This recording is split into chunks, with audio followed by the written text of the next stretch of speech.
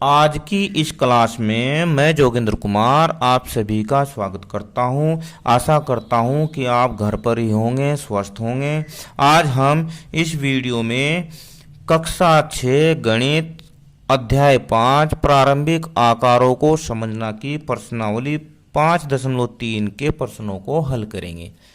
इस अध्याय में हम घड़ी से संबंधित प्रश्नों को हल कर रहे हैं, दिशाओं से संबंधित प्रश्नों को हल कर रहे हैं और कोणों से संबंधित प्रश्नों को हल कर रहे हैं।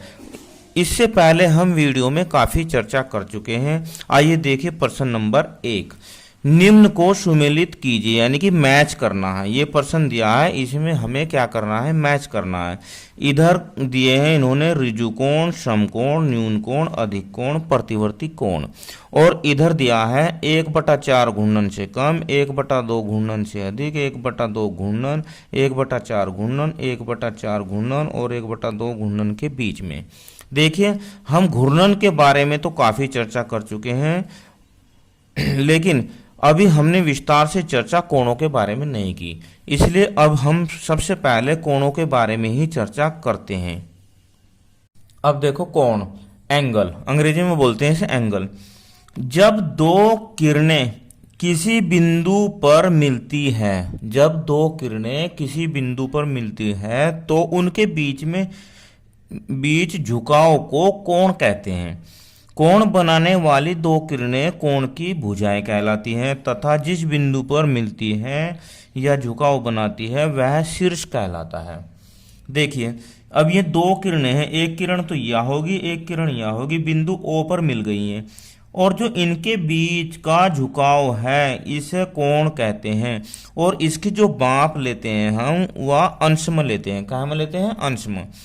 अंश में लेते हैं। जैसे मान लो ये कोण हो गया 30 अंश। कितना हो गया? 30। तो अंश को हम ऐसे ऊपर बिंदी लगा के दिखाते हैं, तो ये कोण हो गया। और मान लो ये 60 अंश का कोण है तो ये 60 अंश का कोण हो गया। ये दो इसकी भुजाएं हो गई। अब कोण के प्रकार, कोण कई प्रकार के होते हैं। अब देखिए, समकोण, राइट एंगल। क्या है? Right angle. इसके बारे में हम पहले भी चर्चा कर चुके हैं। वह कोण जिसकी माप 90 अंश की होती है। कितने की होती है? 90 अंश की होती है। ना तो इससे ज़्यादा होती है ना ही इससे कम होती है। इसे बिल्कुल देखिए आप, ऐसे होता है ये खड़ा बिल्कुल खड़ी वर्टिकल लाइन होती है, बिल्कुल खड़ी। ये 90 अंश का कोण होता है। जैसे हमारा अंग्रेजी वर्णमाला का एल होता है ना, एल, ये एल बना दिया हमने, तो ये 90 अंश का होता है एल अक्षर भी। तो इसे बोलते हैं समकोण। न्यून कोण, एक्यूट एंगल। समकोण से छोटा कोण न्यून कोण कहलाता है, यानी कि इस कोण की माप जो हो 90 अंश से कम होती है। कितने से कम होती है? 90 अंश से कम। अब 90 अंश कहाँ तक था हमारा? देखो, ये था, ये सीधी लाइन 90 अंश की थी। तो इससे इधर है ना, ये देखो, ये 90 अंश हो गया। और इससे ये छोटा कोण है, यानी कि 35 अंश 90 से कम होता है। ये 55 अंश का, ये 90 से कम होता है, तो इसे बोलते हैं न्यून कोण। क्या बोलते हैं? न्यून कोण। इसका मान जो होता है, इसकी माप होती है 0 से लेकर, 0 से तो बड़ा होता है यह, और न्यून कोण और 90 से छोटा होता है, यानी कि 0 और 90 के बीच में इसकी माप होती है न्यून कोण की। अधिक कोण, अधिक कोण को अंग्रेजी में बोलते हैं ऑब्ट्यूस एंगल। क्या बोलते हैं? Obtuse angle. यदि कोण एक समकोण से बड़ा, यह कोण, इसे सॉरी ये काट दूं यहाँ, यह कोण समकोण से बड़ा और एक ऋजु कोण से छोटा है तो वह एक कोण अधिक कोण कहलाता है। मतलब इस कोण की जो माप है वह 90 से ज़्यादा होती है। कितने से? 90 से। और ऋजु कोण से कम होती है। ऋजु कोण जो हो 180 अंश का होता है। कितने का होता है? 180 अंश का। इसके बारे में हम पहले चर्चा कर चुके हैं, 180 अंश का होता है। अब देखो, ये कोण 135 अंश का है। कितने का है? 135 का। और ये 155 का। अब देखिए आप, यहाँ तो ये तो हो गया 90 और 90, और ये हो जाएगा एक इधर 90, तो यहाँ तो 180। तो 180 से तो कम होता है और 90 से ज्यादा होता है। इनके बीच में होता है यह कोण, प्रतिवर्ती कोण, रिफ्लेक्स एंगल। एक प्रतिवर्ती कोण रिफ्लेक्स एंगल एक ऋजु कोण से बड़ा होता है और संपूर्ण कोण से छोटा होता है। अब संपूर्ण कोण यानी कि पूरा का पूरा एक सर्किल 360 अंश का होता है, इसे बोलते हैं संपूर्ण कोण। क्या बोलते हैं? संपूर्ण कोण। और इसका मान होता है, देखिए, 180 से ज्यादा, 180 से ज्यादा। अब देखो यहां से अगर ये सीधी लाइन इधर को जाती तो ये 180 हो गया था, तो 180 से तो ज्यादा होता है और 360 से कम होता है, यानी कि इसका मान देखो 180 और 360 के बीच में होता है, इसे बोलते हैं प्रतिवर्ती कोण। अब यह देखिए, अब हम इसमें आपको घूर्णन भाग बताते हैं कि कितना भाग घूर्णन घूम जाएगा, कितना नहीं।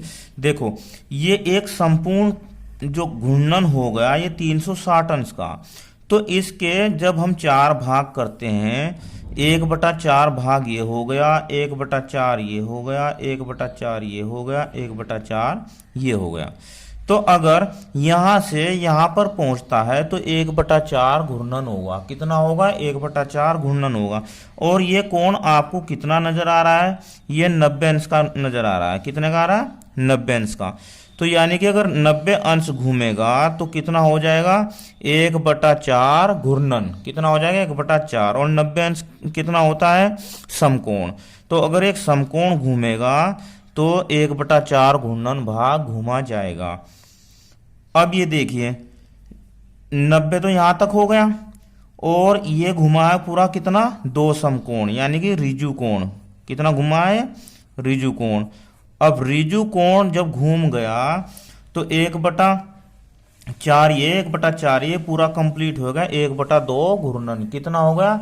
1/2 घूर्णन। अब इसके बाद देखो ये प्रतिवर्ती कोण घुमा हुआ है। क्यों? क्योंकि 90 ये हो गया, 90 ये हो गया और 90 ये हो गया, यानी कि 180 से ज्यादा और 360 से कम। तो ये कितना घुमा हुआ है? प्रतिवर्ती कोण। अब ये कितना भाग हो गया? देखो 1/4 1/4 1/4 यानी कि 3/4 घूर्णन हो गया है। इसके बाद अब इधर देखिए ये कितना हो जाएगा? ये पूरा घूर्णन घूम गया। कितना घूम गया? पूरा घूर्णन। इसे बोलते हैं संपूर्ण कोण। संपूर्ण कोण।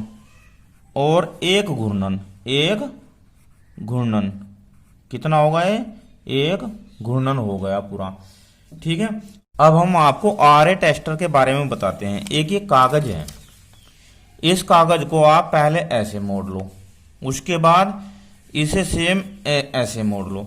ऐसे मोड़ने पर अब आप मुझे ये बताइए कि आपको क्या नजर आ रहा है? ऐसे मोड़ने पर, ऐसे मोड़ने पर आपको एक एंगल नजर आ रहा है। ये देखो, ये क्या नजर आ रहा है? ये एक एंगल नजर आ रहा है 90 अंश का। 90 अंश का कोण नजर आ रहा है, समकोण। क्या आ रहा है? समकोण। इसे आरए टेस्टर बोलते हैं, आरए टेस्टर। इससे भी हम जांच कर सकते हैं कोणों की। देखो कैसे करेंगे जांच। अब यहां पर है, ये कितना हो गया? देखो एक समकोण। कितना हो गया? एक समकोण। अगर हम इसे ऐसे खोल देते हैं तो अब देखो कितने हो गए? एक समकोण ये, एक समकोण ये, तो 2 समकोण हो गए। तो इसकी सहायता से भी हम कोणों की जांच कर सकते हैं। अब आइए प्रश्नावली के प्रश्न नंबर 1 को हल करते हैं। प्रश्न नंबर 1, इसे हमें क्या करना है? मैच करना है। ऋजु कोण। अब ऋजु कोण कितना होता है? ऋजु कोण होता है 180 अंश का। कितने का होता है? 180 अंश का होता है। 180 अंश का होता है। और 180 अंश का मतलब क्या है? कि आधा घूर्णन। कितना? आधा घूर्णन। अब आधा घूर्णन कौन सा है? देखो उसमें ये 1/4 घूर्णन है, ये 1/2 घूर्णन, तो आधा घूर्णन होगा ये 1/2 घूर्णन। तो ऋजु कोण जो मैच करेगा वो करेगा 1/2 घूर्णन से। समकोण। अब समकोण, समकोण हमने भी देखा था। देखो आरए टेस्टर से ये कितने भाग किए थे? 4 भाग किए थे ना, 4, 1 2 3 4। तो जब 4 भाग करेंगे तो कितना होगा, 1/4 घूर्णन। कहाँ है 1/4, ये रहा डी। तो समकोण जो मैच करेगा 1/4 घूर्णन से करेगा। न्यून कोण, अब न्यून कोण का मान जो हो एक समकोण से कम है। कितने से कम है, एक समकोण से। और एक समकोण कितना होगा, 1/4 घूर्णन। तो न्यून कोण कहां पर मैच करेगा, 1/4 घूर्णन से कम। अधिक कोण, अब अधिक कोण का मान होता है 90 से ज्यादा और 180 से कम, यानी कि 1/4 घूर्णन से ज्यादा और 1/2 घूर्णन से कम। कहाँ है, ये रहा 1/4 घूर्णन और 1/2 घूर्णन के बीच। अब देखो फिफ्थ में प्रतिवर्ती कोण। प्रतिवर्ती कोण होता है 180 और 360 के बीच का। तो 180 मतलब 1/2 घूर्णन से अधिक। तो कहाँ मैच आएगा ये, तो ई से मैच करेंगे हम बी से।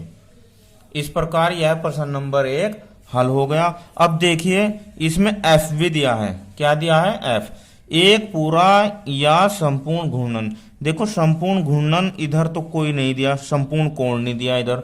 इसका मान होता है 360, पर कोई बात नहीं, ये अलग से दे दिया, ये इनसे मैच नहीं किया, इससे कोई फर्क नहीं पड़ता। इसके बाद प्रश्न नंबर 2 को, प्रश्न नंबर 2, निम्न में से प्रत्येक कोण को समकोण, ऋजुकोण, न्यून कोण, अधिक कोण या प्रतिवर्ती कोण के रूप में वर्गीकृत कीजिए। यानी कि ये जो आकृतियां दी हैं, ये कोण दी हैं, इनमें हमें कोण का नाम बताना है कि कौन सी आकृति का कोण क्या है। अब देखिए ये आकृति दी है, ये, अब ये कोण जो दिया है इसमें ये कोण है, इस कोण का नाम बताना है हमें। तो वैसे तो देखो आपको सही नजर आ गया होगा, वैसे तो ये न्यून कोण है।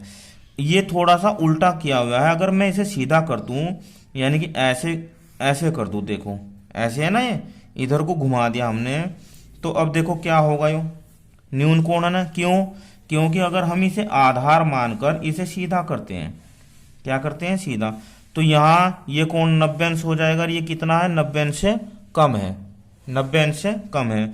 इसे भी देखो, अगर हम इस लाइन को सीधा मानते हैं और इसे ऐसे करते हैं तो ये यहाँ 90 हो जाएगा, और ये कितना है, 90 से कम है। तो इसका क्या नाम लिखेंगे हम, न्यून कोण।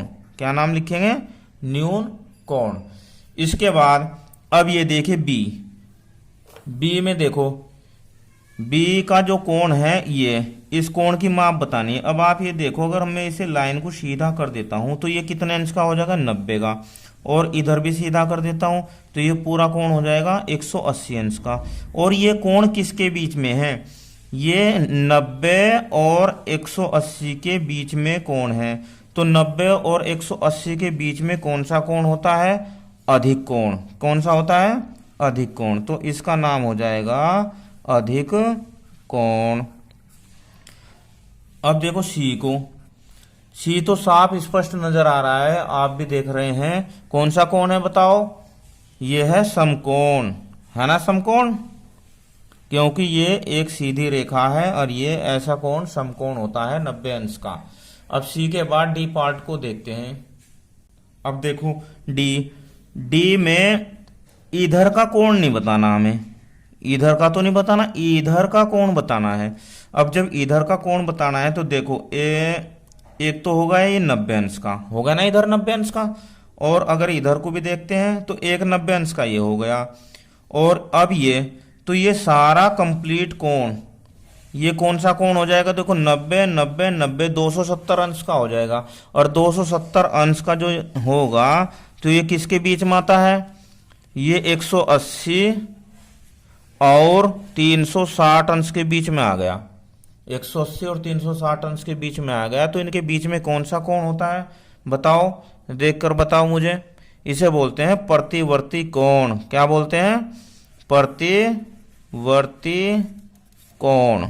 ये हो जाएगा आपका प्रतिवर्ती कोण हो जाएगा डी वाला। अब ई में देखो, एक तो ये दिया है, एक ये सीधी रेखा दी है कोण, इस कोण को पूछा गया है। किसको पूछा गया है, अब जो ये कितने अंश का हो जाएगा कोण, ये हो जाएगा 180 अंश का। और 180 अंश के कोण को क्या बोलते हैं हम, ऋजु कोण, क्या बोलते हैं, ऋजु कोण, ये हो जाएगा ऋजु कोण। अब इधर देखो दो कोण दिए हैं, एक तो ये कोण और एक ये कोण, इन दोनों कोणों की हमें नाम बताना है।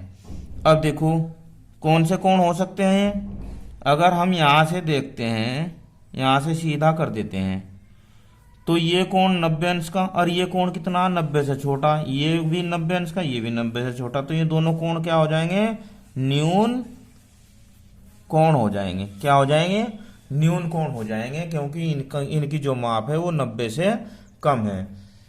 आशा करता हूँ वीडियो आपको अच्छी लगी होगी, टॉपिक क्लियर हो गए होंगे, आपको कोणों के बारे में स्पष्ट जानकारी मिल गई होगी। वीडियो कैसी लगी मुझे कमेंट में ज़रूर बताना। धन्यवाद, आपका दिन शुभ हो।